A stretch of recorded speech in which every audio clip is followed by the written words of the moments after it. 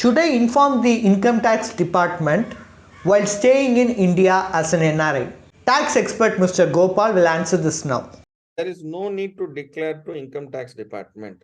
Income tax department for the financial year 22-23, you will pay taxes as an advance tax during 22-23, but you will file your income tax return only in the next year. So therefore, your residential status will be clear in the next year only. So based on your number of days stay in India. I repeat, number of days stay in India. So your intention to go back or to intention to stay in India is your individual prerogative, but your residential status depends upon your stay in India. So you can be continuously be a non-resident Indian. Your choice of staying whichever country you are, it's your choice. But taxability will depends upon the residential status, which depends upon based on the number of days stay in India. So you need not worry about it.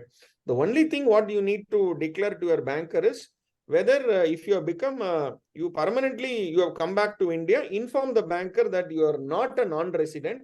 So please change the status of your bank account to a resident. That's it. So that too, law doesn't mandate you. It is only voluntarily you have to say, and it is only in your interest you have to declare to the banker.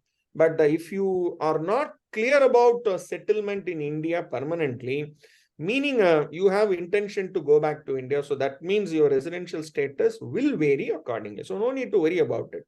Thanks for your detailed explanation. Are you in search of a personal guide who can remove the stress of handling your finances? Then please feel free to avail our expert consultation. And also you can attend our webinars to gain investment related insights. Both the consultation and webinar are absolutely free, and you can find the link in the below description. Please like and share, and do subscribe to Holistic Investment.